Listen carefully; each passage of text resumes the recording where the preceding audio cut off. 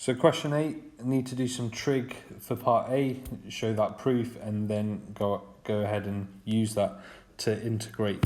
So I can see there's loads of tans and secs everywhere. So make a note of my tan trig identity. Tan squared x is equal to sec squared x minus 1, like so. And let's see if we can go from there. So using the left hand side, tan to the 4x, I can say that that is the same as tan squared x multiplied by tan squared x.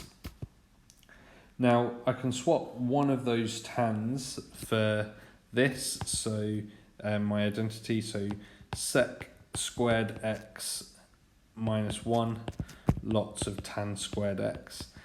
At this stage, when I was first doing this question, I substituted both and I just went down a little bit of a rabbit hole. So leaving it like this helped me slightly.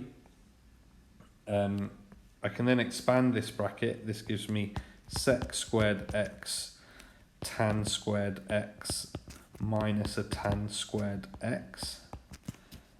And at this point, I can use my trig identity again for the tan here at the end. So sec squared x tan squared x minus sec squared x minus 1.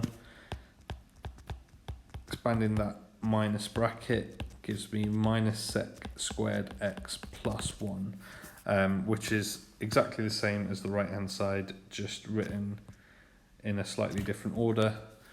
So it's actually equal to sec squared x tan squared x plus 1 minus sec squared x as required, which equals the right hand side. So at this stage here, I've got to try and integrate this. It's 3 terms that have all been added together. So let's see if we can do that. From my standard integrals for part B, I know that the integral of sec squared x with respect to x is tan x. So I know that minus sec squared x is going to turn into a minus tan x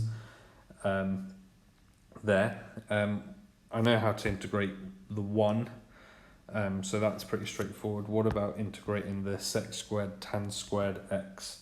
So for that bit, so for this bit here, the first bit, the sec squared x tan x, I'm going to try and integrate that with respect to x. Now this is one of those funny ones where you might have been showed it by your teachers. Is there something that we can use as a part of the reverse chain rule to see if I can work out what that is? So let's try tan cubed x, 1 higher power of tan squared x. Don't forget that can also be written as tan x all cubed if it helps you when you differentiate it. So when I do differentiate that, I end up with 3 lots of tan squared x multiplied by the derivative of what's on the inside. The derivative of what's on the inside is sec squared x. So that means that I end up with 3 sec squared x tan squared x. This is 3 times too big, so I need to scale by 1/3.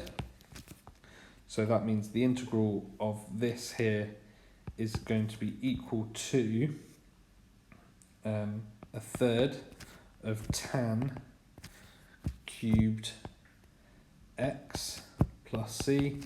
I know that minus sec x squared is going to be minus tan x, and I know that the integral of 1 is just x. So I should be able to integrate all 3 terms now, just tidying it up. So sec squared x tan squared x plus 1 minus sec squared x with respect to x becomes it's a definite integral as well, isn't it? Yeah, between 0 and pi over 4 becomes a third of tan cubed x plus x, 1 integrates to x, and minus sec x is minus tan x between pi over 4 and 0.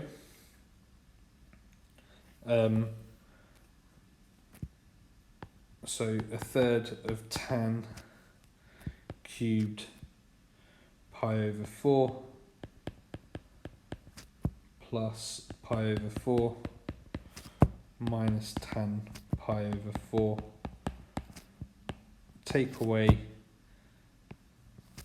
0, well, any function with tan in at 0, well, these two anyway go to 0, plus a 0 for x minus another 0, that's just 0. So working these bits out, just a helpful reminder that this term here can be written as a third of tan pi over 4 cubed for your calculators. That actually gives you an answer of 1/3, and then plus pi over 4 minus tan pi over 4 is 1. So we have that minus the 0 from before, so we don't have to worry about that. So 1/3 minus 1. I'll just do this without a calculator then. Make everything over 12, so 4/12 plus 3 pi over 12 minus 12/12 is equal to 3 pi minus 8 over 12. Not sure, didn't say give it as an exact answer, but if it did in terms of pi, that's what it is. On your calculator, I think the mark scheme, oh, it doesn't give it without, but I think it's 0.1187.